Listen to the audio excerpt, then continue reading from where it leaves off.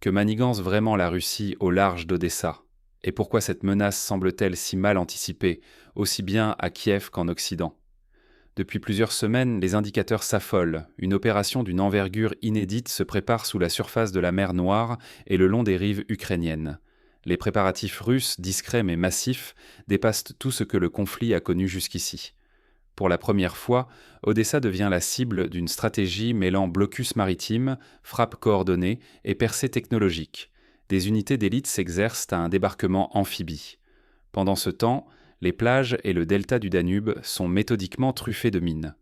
Le port d'Odessa, pilier économique de l'Ukraine, risque de devenir le point de bascule qui dictera le sort de la guerre et du continent tout entier. Ce qui rend la situation explosive, c'est la combinaison de plusieurs ruptures.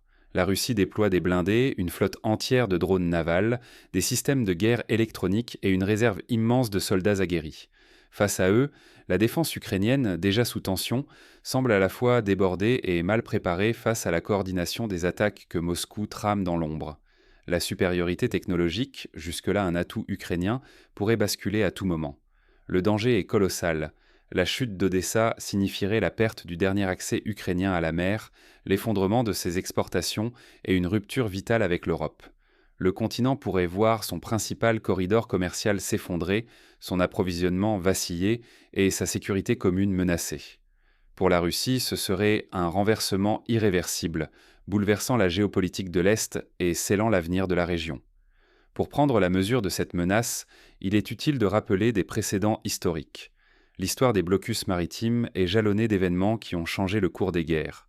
Lors de la Seconde Guerre mondiale, par exemple, le blocus de Leningrad mit la ville en état de siège pendant plus de 900 jours, provoquant des souffrances inouïes et forçant les Alliés à repenser leur stratégie. De même, pendant la guerre des Malouines, le contrôle de la mer fut décisif pour la victoire britannique. La leçon, quand une ville portuaire est coupée du monde, c'est tout un pays qui chancelle. Comment cette offensive a-t-elle pu émerger après tant d'années de guerre figée? Pour le comprendre, il faut remonter le fil de 4 années de patience stratégique et de calcul méthodique côté russe. Tout commence bien avant l'hiver dernier. Pour saisir l'ampleur de la menace, il faut remonter aux choix stratégiques posés dès la première année du conflit. 4 années d'attente, de négociations stériles et d'espoirs déçus viennent d'atteindre leur point de rupture. Après les attaques audacieuses sur les tankers, la Russie lance enfin les préparatifs d'une opération d'une ampleur jamais vue contre Odessa. Pourquoi viser Odessa? Ce n'est pas un simple port, c'est le symbole historique de la mer Noire, la fierté de l'Ukraine et la clé de voûte de son économie. Sa perte signifierait bien plus que la fermeture d'un accès maritime. Ce serait une blessure profonde à l'identité nationale, un étranglement des exportations et un coup porté à l'avenir du pays. Depuis le début de la guerre, Odessa semblait protégée par un miracle. Les combats déchiraient le Donbass à l'est et Kherson au sud, tandis que la ville restait à l'écart, abritée derrière ses remparts et la prudence des états-majors. Les regards étaient ailleurs, l'attention dispersée sur d'autres fronts. Ce fragile statu quo vient de voler en éclats. Les frappes ukrainiennes contre les tankers, espérant asphyxier la Russie économiquement, ont eu l'effet inverse. Elles ont mis fin à la retenue de Moscou. Désormais, la patience n'a plus cours. Odessa devient la cible numéro 1.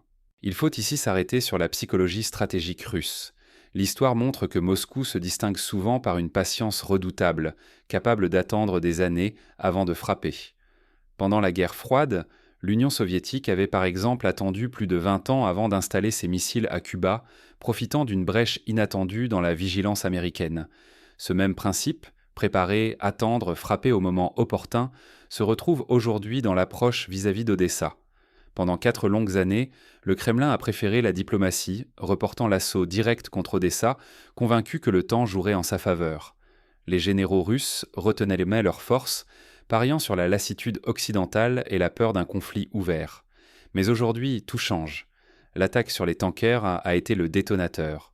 Moscou orchestre maintenant un plan d'attaque total. Marine, armée de terre, aviation, unités spéciales, tous mobilisés pour un objectif limpide, isoler Odessa, puis la submerger en frappant vite et fort sur tous les fronts. Ignorer l'importance stratégique d'Odessa, c'est sous-estimer la portée d'un tel choc. Si la ville tombe, l'Ukraine risque de perdre bien plus que son port principal. Elle pourrait voir s'effondrer son économie, perdre son accès à la mer et sacrifier une part de son âme. L'Europe entière plongerait alors dans l'incertitude, et l'équilibre régional serait bouleversé pour une génération. Mais avant la tempête, quels sont les leviers tactiques et stratégiques que la Russie s'apprête à employer pour faire plier Odessa? Derrière les murs et sous la mer, une mécanique complexe se met en marche. Décryptons la stratégie russe et les moyens déployés pour attaquer Odessa. 100 000 soldats aguerris, des champs de mines et des essaims de drones marins, l'étau russe se referme inexorablement sur Odessa. Depuis des mois, la Russie masse une force impressionnante de 100 000 hommes. Ce ne sont pas de simples conscrits, mais des unités d'élite, formées spécifiquement pour les assauts amphibies et la guerre urbaine. Leur mission, surprendre la défense ukrainienne, exploiter la moindre faille, frapper là où la ville se croit intouchable. Pour comprendre la dimension de cette opération, rappelons-nous du débarquement de Normandie en 1944. Les Alliés avaient mobilisé environ 150 000 soldats pour la première vague, coordonnant mer, terre et air. Les plans russes autour d'Odessa s'inspirent de ces grandes opérations combinées, où la surprise, la logistique et la supériorité numérique créent un effet de choc.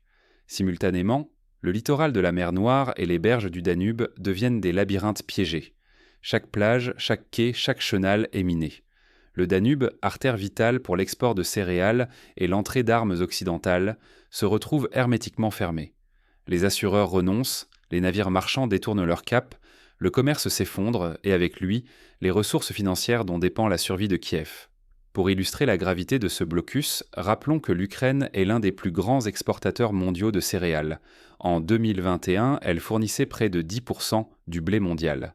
La fermeture d'Odessa priverait des millions de personnes en Afrique et au Moyen-Orient d'une source essentielle d'alimentation, risquant de provoquer une crise alimentaire globale. Déjà, lors de la fermeture temporaire du corridor céréalier en 2023, les prix mondiaux du blé avaient flambé de plus de 20% en quelques jours. Imaginez les conséquences d'un arrêt complet. Mais le choc le plus brutal provient de la mer. Des drones maritimes baptisés Bek apparaissent, rapides, autonomes, gorgés d'explosifs. Ils frappent sans relâche les infrastructures portuaires, les navires ukrainiens, les dépôts et les bunkers côtiers. Ces attaques imprévisibles désorganisent la défense, sapent le moral et instaurent une angoisse permanente sur tout le front sud. L'utilisation de drones pour des attaques maritimes rappelle la manière dont les Houthis, au Yémen, ont utilisé des drones pour menacer le trafic pétrolier en mer Rouge. À chaque attaque, les compagnies maritimes étaient contraintes de changer de route, générant des pertes de plusieurs milliards d'euros sur quelques semaines. La Russie applique ici une version perfectionnée de cette guerre d'attrition technologique. À l'est, depuis Kherson, la Russie lance des offensives coordonnées servant de leurre. L'armée ukrainienne, contrainte de diviser ses maigres réserves, hésite. Chaque erreur de jugement offre aux Russes une opportunité de briser la résistance à Odessa au moment décisif. Cette stratégie de diversion n'est pas nouvelle. Déjà, Napoléon utilisait des attaques de diversion pour forcer ses adversaires à disperser leurs troupes, ouvrant la voie à une percée décisive ailleurs. En 2014, lors de l'annexion de la Crimée, la Russie avait appliqué une tactique similaire, multipliant les menaces sur différents fronts pour désorienter Kiev. Peu à peu, la ville se retrouve encerclée, isolée de la mer, privée d'appui occidental et menacée sur tous les fronts. À chaque heure, la tension grimpe. La moindre faute pourrait précipiter la chute d'Odessa et, avec elle, l'effondrement du front sud ukrainien tout entier. Mais si Odessa tombe, ce ne sera pas seulement une défaite militaire, c'est tout l'équilibre régional qui vacillera. Les conséquences pourraient tard se dépasser les frontières de l'Ukraine et bouleverser l'Europe. Odessa isolée. Et si la ville tombait en quelques jours? Imaginez le choc. En moins d'une semaine, la défense ukrainienne s'écroule. Les réserves sont épuisées, le moral s'effondre et la logistique finit par céder sous la pression. Les lignes de ravitaillement sont coupées, les dernières forces dispersées. Il ne reste que des poches de résistance désorganisées, incapables de contenir la vague d'assaut. La chute d'Odessa, c'est d'abord la perte totale de l'accès à la mer Noire pour l'Ukraine. En moins d'une semaine, un pays entier se retrouve privé de ses ports, coupé de sa fenêtre ouverte sur le monde. Les exportations de céréales, déjà précaires, s'arrêtent brutalement. Les devises cessent d'entrer, le commerce disparaît et l'économie s'enfonce dans la crise. À Kiev, le gouvernement vacille, rongé par la panique et les divisions internes. Les débats sur la responsabilité de ce désastre éclatent au grand jour. La stabilité politique du pays est en jeu. À l'ouest, c'est la stupeur. Les alliés de l'Ukraine réalisent leur impuissance. Aucun soldat occidental ne viendra sauver Odessa. Des milliards d'euros d'aide militaire disparaissent en quelques jours. La crédibilité stratégique de l'Europe et des États-Unis est profondément atteinte. Les opinions publiques, désabusées, remettent en question la pertinence de leur engagement. Le sentiment d'avoir perdu la main sur l'histoire progresse, la confiance dans les promesses de soutien vacille. Pour donner un exemple, lors de la chute de Kaboul en 2021, l'effondrement rapide du gouvernement afghan avait déclenché une crise de confiance majeure envers les promesses de l'Occident. L'effet domino sur les alliés de l'OTAN fut immédiat. Chacun s'interrogea sur la solidité réelle des garanties offertes par les grandes puissances. Odessa pourrait déclencher un séisme similaire dans toute l'Europe de l'Est. Autour, les voisins de l'Ukraine sont pris au piège. La Roumanie scrute la frontière du Danube avec anxiété. En Moldavie, la peur d'un débordement monte chaque jour. Les pays d'Europe de l'Est, désormais exposés, se sentent soudain vulnérables. La chute d'Odessa ne bouleverse pas que l'Ukraine. Elle menace tout l'équilibre régional, transformant la mer Noire en zone d'incertitude et de tension permanente. Mais surtout, ce scénario marque peut-être la fin d'un rêve. Depuis Maïdan, l'Ukraine voulait s'ancrer en Europe, bâtir un État moderne, tourné vers l'Ouest. Avec Odessa perdue, ce projet s'effondre brutalement. La survie même de l'État ukrainien devient la question centrale, alors que la pression russe s'accentue et que le soutien occidental s'étiole. L'enjeu n'est plus seulement territorial, il est existentiel. La nation risque d'être réduite à l'impuissance, isolée et désenchantée. Mais l'histoire n'est pas encore écrite. Alors que reste-t-il à l'Ukraine pour éviter la catastrophe et retourner la situation ? À l'approche d'une opération sans précédent sur Odessa, une question s'impose. Comment se préparer à l'imprévisible ? L'équilibre régional, déjà fragile, pourrait s'effondrer en une nuit, et chaque acteur sait qu'il joue désormais contre la montre. Première leçon, tout repose sur l'anticipation et la rapidité d'action. La Russie prouve qu'une stratégie mûrie pendant des années peut se muer en offensive totale, quand le moment opportun surgit. Ici, la patience compte plus que la puissance brute. C'est la maîtrise du tempo qui façonne le destin du conflit. L'innovation technologique s'impose comme un multiplicateur de force. Drones maritimes, minage systématique, guerre hybride. Chaque outil inédit bouleverse les règles. Désormais, la supériorité ne se mesure plus au nombre de chars ou de soldats, mais à la capacité d'inventer et de surprendre. Les nouvelles armes non conventionnelles, déployées à grande échelle, redistribuent les cartes du pouvoir. Pour illustrer cet aspect, pensons à la révolution des drones, lors de la guerre du Haut-Karabakh en 2020. L'Azerbaïdjan, grâce à son arsenal de drones turcs Bayraktar, a pu neutraliser des forces arméniennes beaucoup plus nombreuses et mieux fortifiées. La Russie, en multipliant les drones maritimes, tente de reproduire ce type de supériorité disruptive. Face à cette mutation, les réactions occidentales paraissent tâtonnes.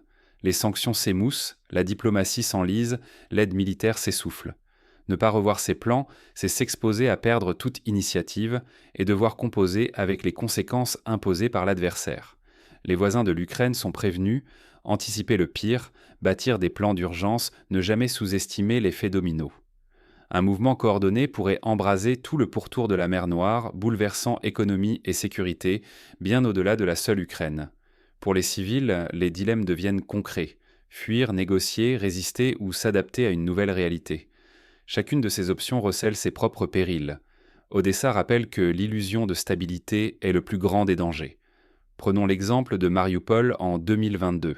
Alors que la ville était encerclée, une partie des civils tentait de fuir, d'autres s'organisaient en réseau de résistance, certains cherchaient des compromis avec l'occupant pour survivre.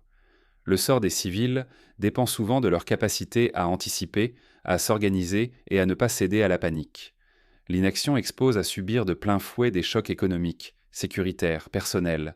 S'informer, prévoir, multiplier les issues de secours, c'est cela qui fait la différence quand tout vacille. Mais Odessa n'est qu'un début. Ce qui se joue ici dépasse la ville elle-même et ouvre la porte à un nouveau chapitre du conflit. La bataille d'Odessa n'est pas un simple épisode de plus dans la guerre, mais une alerte pour l'Europe entière. Derrière les murs assiégés, c'est l'équilibre fragile du continent qui vacille. Chaque choix, chaque hésitation dessine la frontière ténue entre la paix et la spirale vers l'inconnu.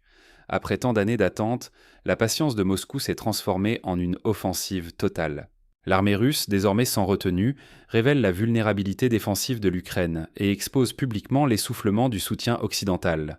Odessa, longtemps vue comme forteresse inviolée, se retrouve encerclée, piégée par la mer et la terre face à une avalanche de moyens humains, technologiques et militaires inédits.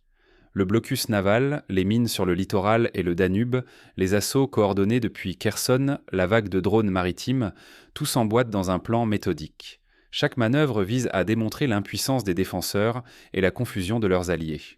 Pour Kiev, la chute d'Odessa marquerait non seulement la fin de son accès à la mer, mais signerait l'asphyxie de son économie et l'isolement brutal de l'Europe centrale et orientale. Au-delà du choc militaire, l'opération agit comme un miroir tendu à la communauté internationale. Elle interroge la valeur des promesses faites à l'Ukraine, la solidité réelle des alliances, la capacité de l'Europe à réagir face au péril. Ignorer ce tournant, c'est accepter de voir le rapport de force s'inverser, aujourd'hui à Odessa, demain ailleurs. Pour les habitants de la région, il ne s'agit plus de survivre, mais de préserver la possibilité d'un avenir. L'issue de cette bataille ne redessinera pas seulement la carte de la mer Noire, elle décidera du poids de l'Europe tout entière. Sommes-nous prêts à regarder l'histoire s'écrire sans rien faire, ou à comprendre qu'un basculement irréversible est en train de se produire ? Odessa sera-t-elle le symbole d'une résistance inattendue, ou le point de non-retour d'une guerre qui s'étend ? La réponse ne se trouve pas dans les discours officiels, mais dans le silence des villes assiégées et les regards inquiets d'une Europe à la croisée des chemins. Pour conclure, il est essentiel de tirer des leçons concrètes de cette situation. Premièrement, la coordination entre les alliés de l'Ukraine doit être revue de fond en comble. La rapidité de la réaction et la flexibilité des plans sont vitales. Deuxièmement, il faut investir massivement dans l'innovation militaire, en privilégiant les solutions asymétriques capables de surprendre l'adversaire.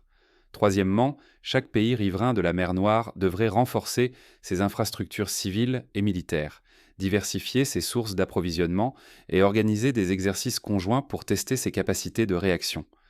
Pour les citoyens, il s'agit aussi d'une prise de conscience, se préparer aux ruptures, renforcer la résilience communautaire, apprendre à gérer l'imprévu. L'exemple des pays baltes, qui ont multiplié les plans d'évacuation, les stocks de vivres et les formations à la défense civile, montre que chaque société peut se préparer au pire sans céder à la panique.